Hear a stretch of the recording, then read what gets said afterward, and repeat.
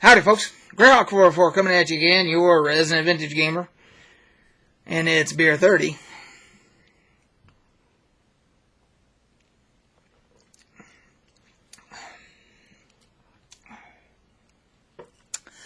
Howdy. So today's selection is by our Wasatch Brewery, which is here a local brewery here in northern Utah. And this one is from them. It's called the Great Deceiver Imperial Pilsner.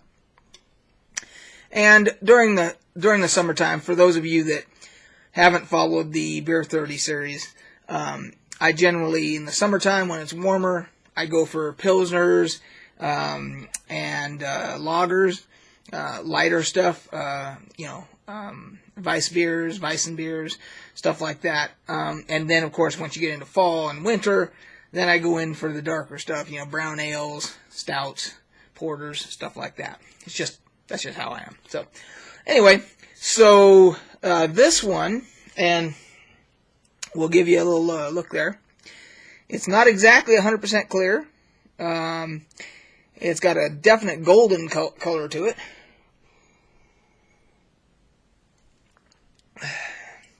Plenty of carbonation, and it is 7% alcohol by volume. And I will read. It says here, tastes like noble floral malty. We gave the devil, boy, this has got a lot of glare on it. We gave the devil his due in this big, bold Imperial Pilsner. Noble German hops lend spicy and floral notes to a sweet, bready malt backbone. A finish so crisp and clean that you'll be hell-bent on reaching for another. It is, and for you real beer aficionados, 35 IBUs, I have no idea what that means. I know it has something to do with the process and how the beer was made. But what's important to me is how does it taste? And it is pretty damn good.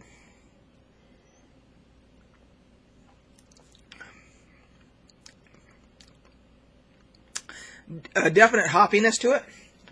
I'm not a hop head, but those that are, it's not like an IPA. It's not that kind. It's not that hoppy, but there's definitely just enough to make it interesting.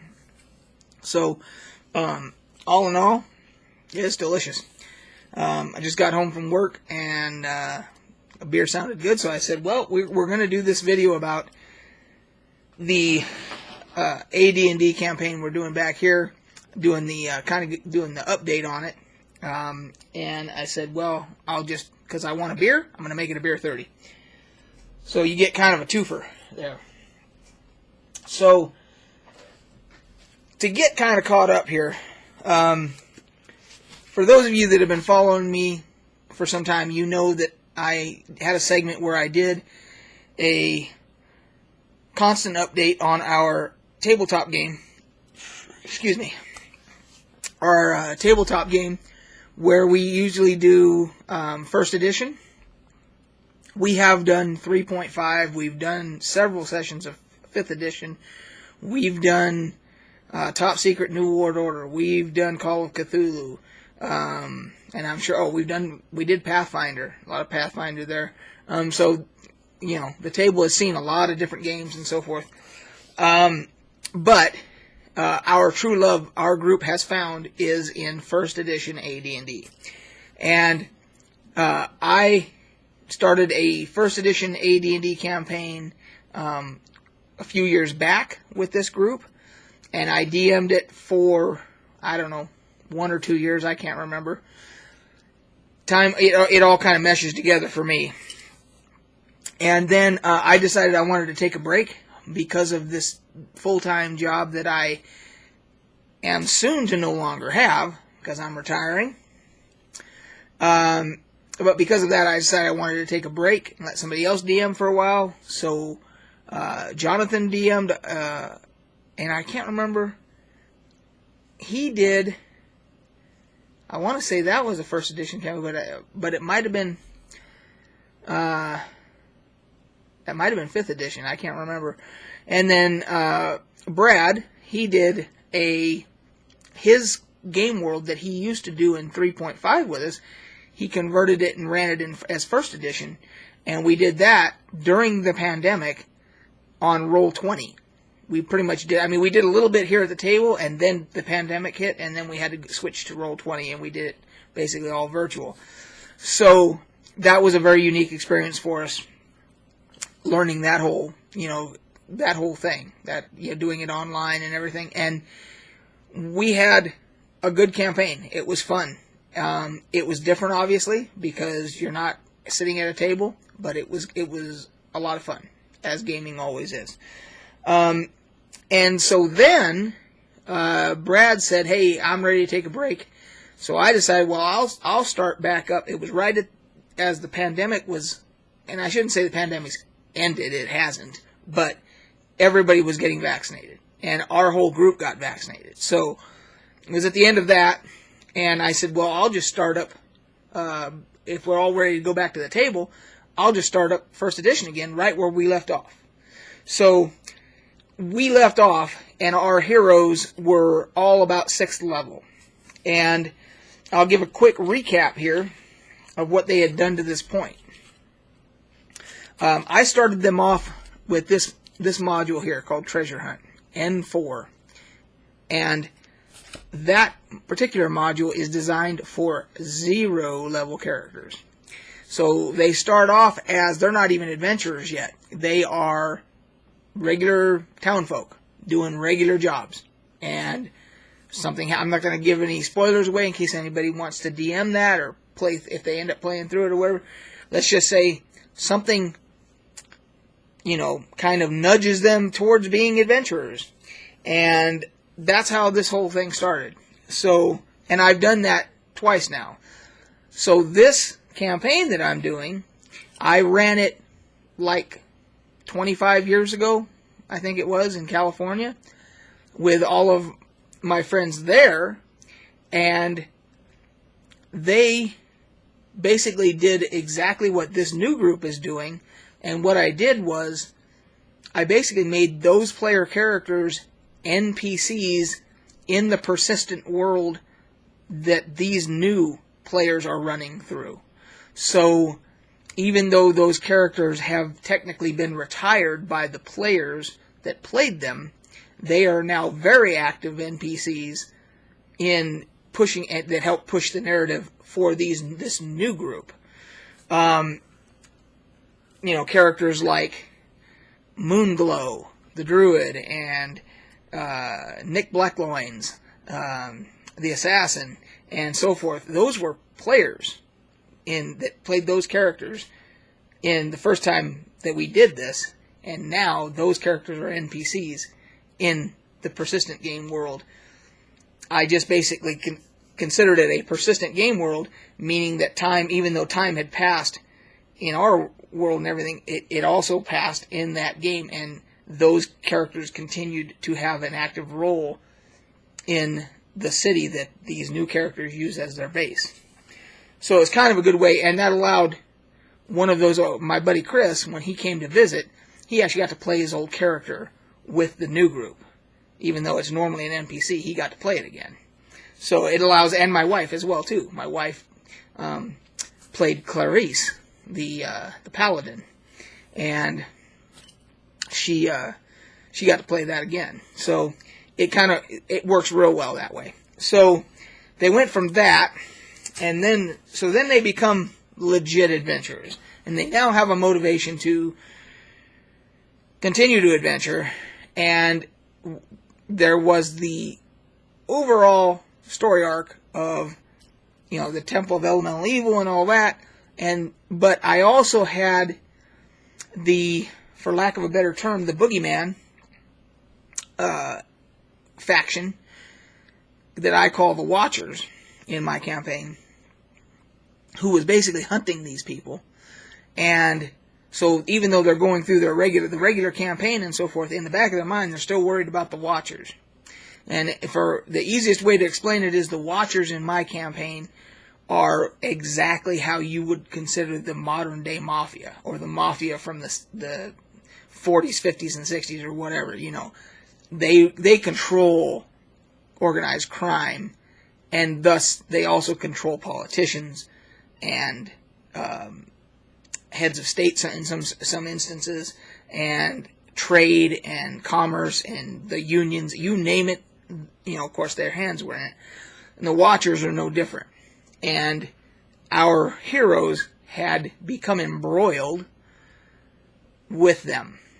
So there was that added element of danger and constant consequence, for them.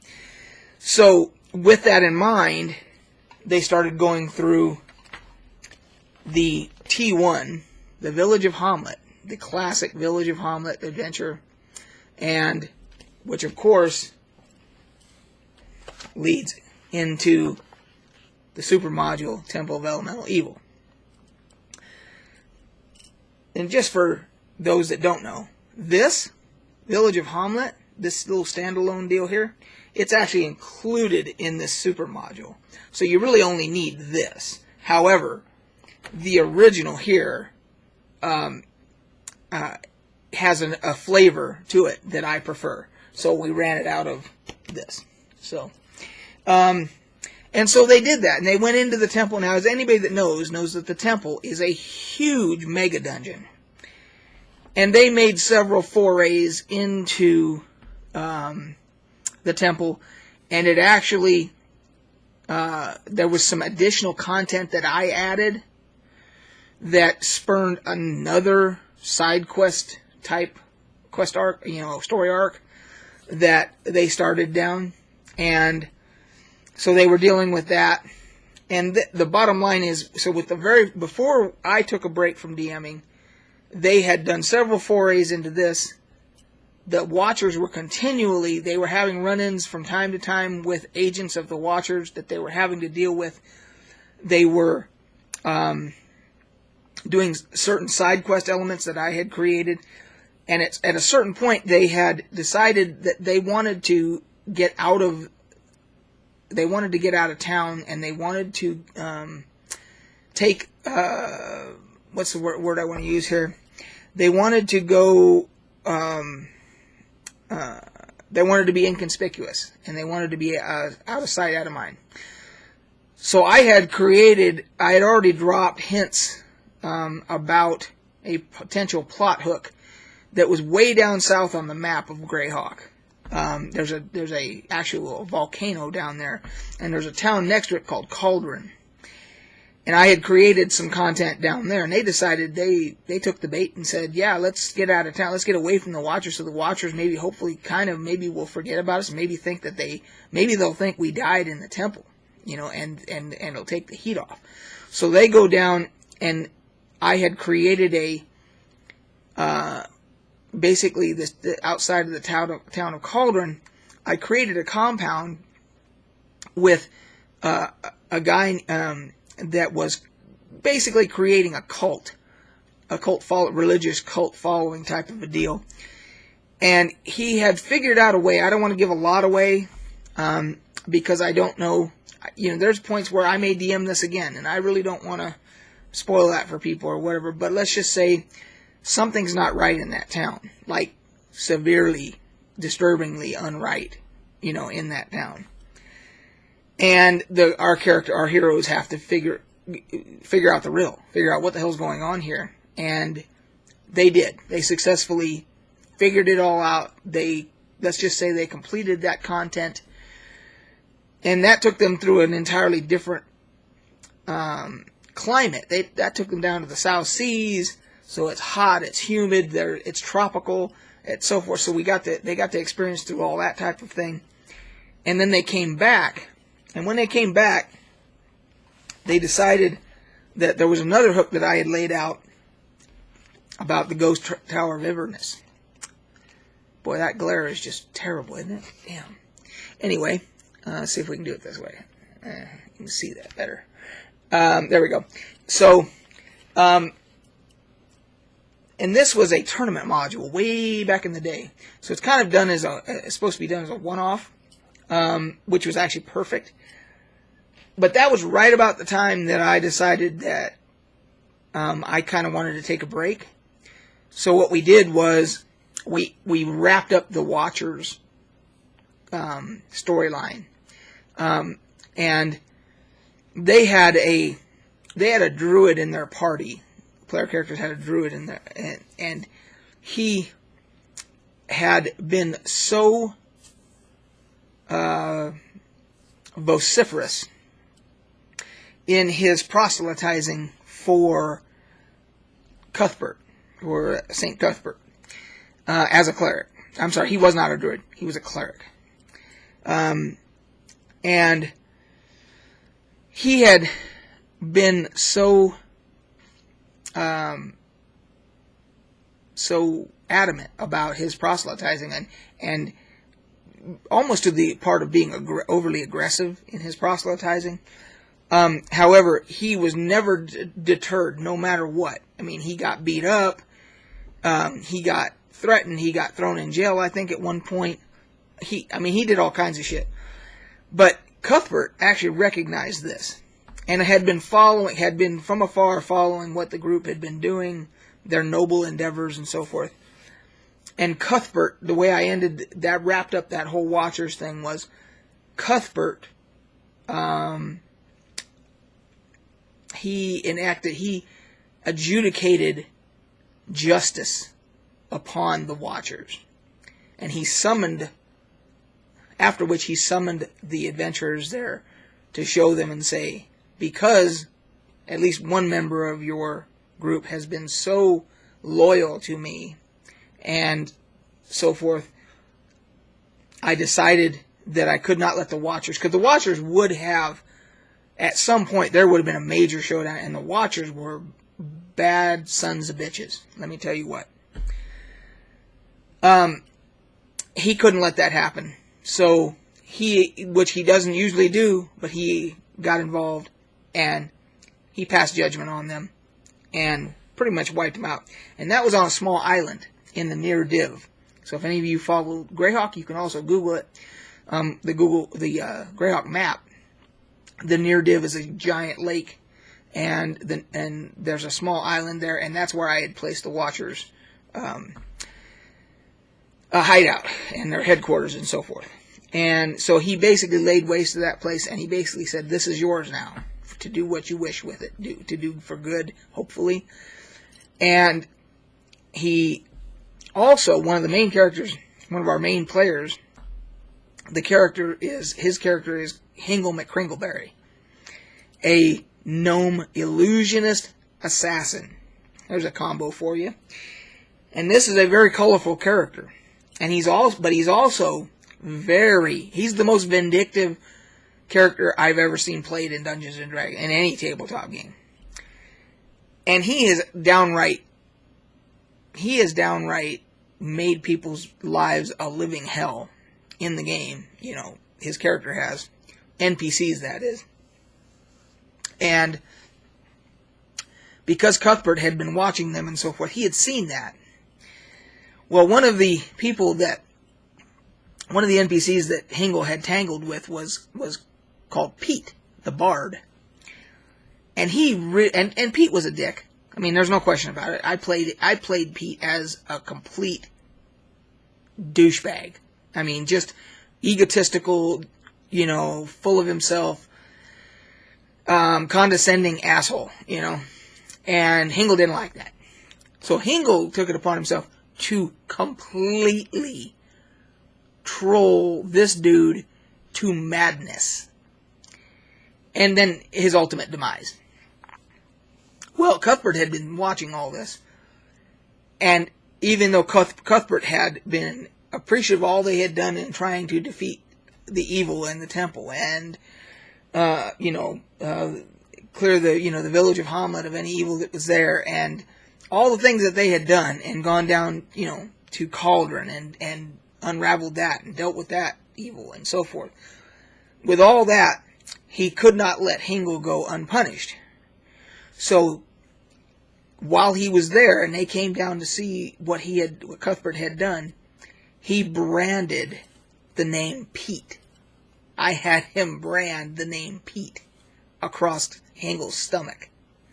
Or chest, I can't remember. Anyway, his abdomen, whatever, this area, and as a punishment for his behavior, going that far to torment somebody and so forth. And then he left, and Cuthbert left. And that's how we closed out the very first part of my campaign. So the temple was unfinished. They hadn't finished it, They had started in this, and that's kind of how we left it. But we closed out the Watchers part of it, and that's how we left it. So now, let's fast forward to now. I basically said, when I started it back up again, I said, okay, let's say that 2 months game time, in the game time has passed. Pardon me.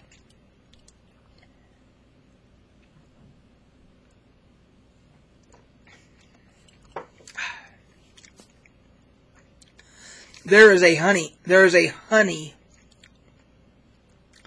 definite sweet honey aftertaste there. If you like honey beers that have actual honey, I would be. There's no way they're going to convince me that in their brewing process they didn't put some honey in there. So anyway, but I didn't catch that the first time. It's gotten a little bit. It's not quite as cold, and so now some of the more other flavors are coming through. Anyway, so I said, okay, 2 months has passed. They decided, okay, we're going to go back to Devers, which Devers is off the Near Div. It's a harbor town on the Near Div giant lake. And that's kind of their home base. And I have a NPC that I use in my campaign called Cloche. And Cloche is the guy that he is very, very gregarious and outgoing and boisterous and just loves everybody. I mean, he loves going into taverns and just talking with everybody and telling tales and singing songs and, just like, you would expect from a traveling sage. That's what I call, he's a traveling sage. And I use him, that's a good way to drop plot hooks, is through somebody like that, a character like that. In Forgotten Realms, they had Volo, which I guess could be used for the same thing. But I was using Cloche in my campaigns, I think, before Volo was a thing. But, great minds think alike, right? So I had created Cloche decades ago for that purpose. And he had been dropping hints about another plot hook called The Shade, that there was this business. They kept saying this business with the Shade up north, where there's this, supposed undead entity that is haunting a castle of a Viscount. And they're asking for people to come and help, because they're at a loss, Well, our group finally, this time around, they decided they didn't really want to go back in the temple yet. So they were like, well, let's go check out this Shade business. And they went up there, and I'll try to condense this. So the Shade is a real thing. The Shade there's a castle that has catacombs where the predecessors, all of the ancestors of the current and past rulers of this land, where the Viscount, his castle and everything, they're all buried in the catacombs. Kind of like Game of Thrones. If you watch Game of Thrones, they got the catacombs underneath, And similar type deal, right? But there was a closed-off, walled-off portion of the catacombs that the Viscount had, in recent, time, said, hey, we're running out of room to bury people down there. We need more room. Go down. He told a bunch of, workers or whatever. He told his sergeant-at-arms, hey, you need to go down there and you guys need to open up, more area. You guys need to, and they didn't know about this walled up area. It was done, centuries before and generations before, So they were just going down, and they just picked a wall and said, we're going to do an expansion down here. We're going to dig and expand the catacombs for more tombs, and sarcophagi, etc. They picked the wrong wall, of course. And they picked the wall where something had been walled off. And there's a shade in there. And they're in I think it's Monster Manual 2 or Fiend Folio. There's actually a creature called a shade. It's actually not an undead. It is I forget how they categorize it. It's dead. It's a dead being, but they're not undead. They are in between. And they usually are motivated by, it says, treasure or revenge. And the bottom line is, the shade starts demanding, hey, I don't know what you guys did with all of my artwork and all of my trophies and everything that from in my castle, because he still considers it his castle. I don't know what you guys did with all my shit, but you better put it back. You better get it back. You better put it back, because the stuff that's on display right now is an insult to me, and I want proper tribute to me. And you can do that by putting my shit back. And of course, this is centuries later, so who knows what happened to that stuff. But they start, and they don't take him seriously at first. They don't know what the hell's going on down there. All they know is that the workers and everybody else are scared to death to go in there, because they think, okay, this thing is full of like undead or something in here. We're not going in there. And then shortly thereafter, people start disappearing on the staff. And so they assume that the shade is unhappy because he's not getting his tribute, so he's killing people. Because they're just disappearing. They can't find him. So they evacuate the whole castle. The Viscount says, hey, let's get the hell out of here. Let's get everybody out of here so we don't lose any more people, and then we'll figure out what's going on. And they start asking for other barons and so forth under the Viscount in the area and saying, hey, you need to give us stuff to give this guy as tribute until he chills the hell out, or whatever. And so they start sending, begrudgingly, they're sending stuff to him, and they're giving it to him, and it's not enough. The shade keeps saying, I'm going to just keep killing people, and if you don't satisfy me, whatever, Or he says, there will be hell to pay or whatever if you don't, satisfy me. And what it turns out is, and our players decipher this, there was a right-hand person, an advisor, a magical advisor to the Viscount, named Astorga. Well, she was actually a spy from the Temple of Elemental Evil. And she saw the opportunity and said, hey, I can use this to my advantage. All this shit that they're giving for tribute to the Shade, we'll just take it and we'll just smuggle it away to the temple to satisfy, my deity and so forth, and who's at the temple, of course. And we'll blame it on the Shade. She was the one that was killing people. She was the one that staff were disappearing. She was killing them and then throwing the bodies in that closed off part of the catacombs where the Shade was. She was disposing of them. And the Shade has what he calls pets.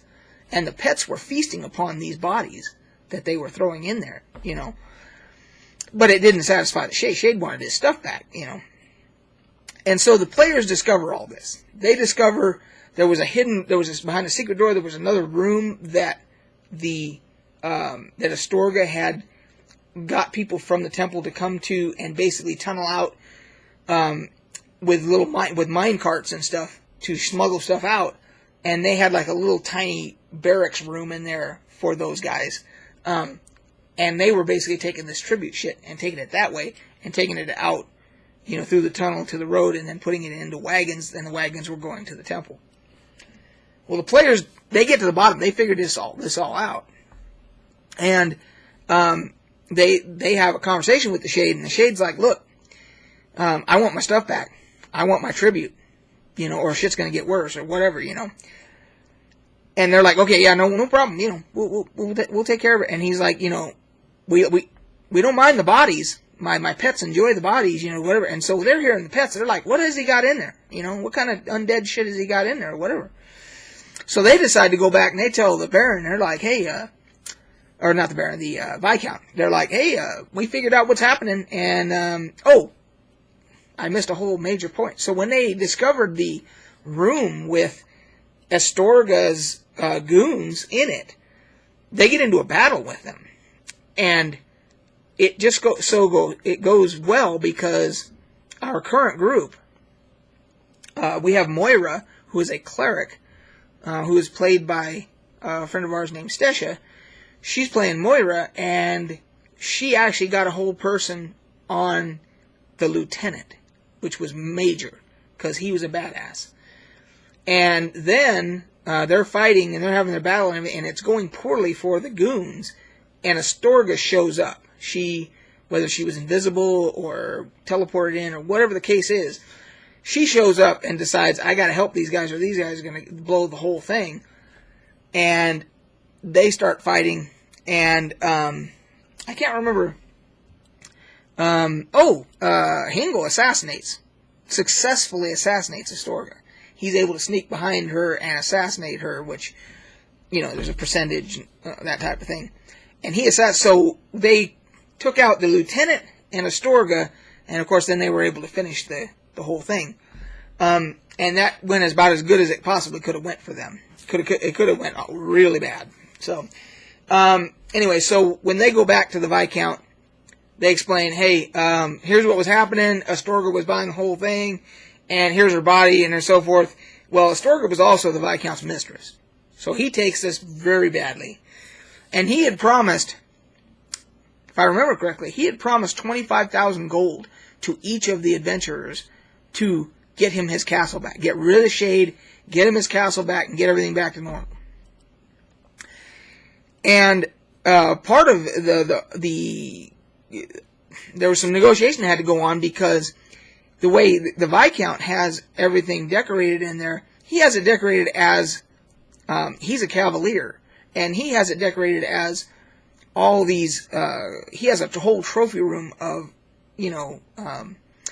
trophies from kills in, hunting. So, like, a rhinoceros and a tiger and, whatever. You name it, all the different heads and so forth.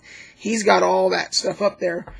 And that's part of the problem with the Shade, is the Shade did not like that stuff. That wasn't his style. His style was artwork and sculptures and that kind of stuff. And this stuff is obscene to him. It's grotesque. And so our ranger, Miethril, or as we like to call him, Maze, he says, hey, look, you gotta do something about, number one, these kills that you're doing are really pissing off Elona, which is the goddess of nature, etc., the druid ranger goddess, and because you're just killing them for trophies, and you're wasting the meat, you're wasting the hides, and you're just leaving them to rot in the sun, etc., and that's not the proper way to do things. And so he agrees to a couple of different things, with the different way he's going to do his hunts, because his hunts are legendary. Everybody, nobility come from around the realms to him for these hunts. And so he's going to change that up, and and they're going to talk about the trophies on the walls and all that other stuff. So there's that whole thing going on. But the bottom line is the adventurers say, hey, we're going to have to go to the temple if we're going to try and get this guy's stuff back, the Shade, which who knows it. I mean, we're talking centuries. Who knows what happened to that stuff, but they're thinking this is the path of least resistance. Let's go deal with this. And they take off. So they have, and by the way, the Viscount only gave them $5,000 each, 5K gold each, because the job hadn't been done. And once they discovered that the Temple of Element Evil was behind it, he starts saying, wait a second, that's like the king's problem, Verbabonk and Ferundi and all these other places. That's their problem. I don't have anything to do with the temple. It was not on my land, and everything else, so they should pay some of this, this fee, and so forth. And, of course, the adventurers are like, what? You're reneging now. And he's like, no, wait. you haven't done the job, first of all, but second of all, now you uncovered it's got nothing to do with necessarily me. It's got to do with the temple. So there's a whole lot of that bullshit going on too, right?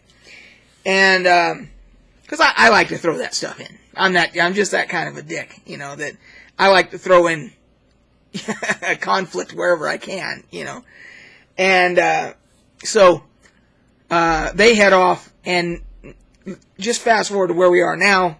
Bottom line is they have gone back to Hamlet and decided that, just like they did the first time, they're going to go to Hamlet and then go to Nob, and then go into the temple.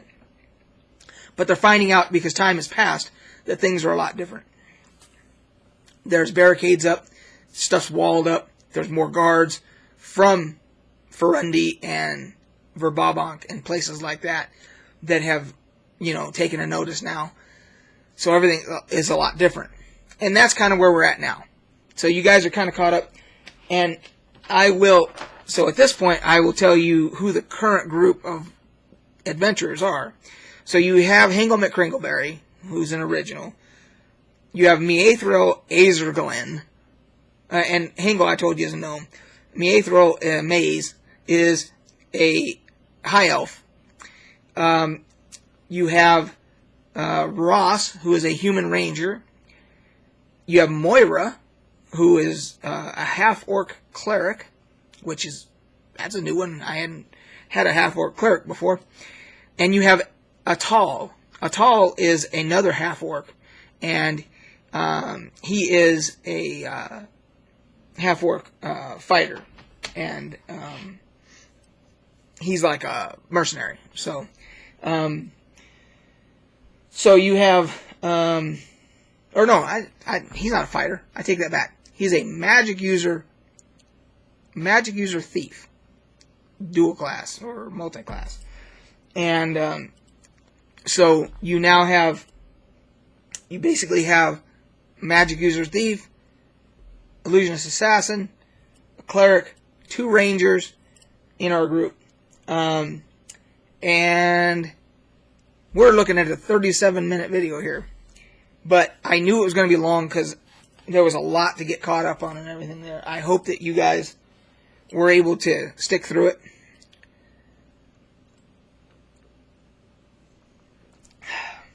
Helps if you have something to lubricate the process here.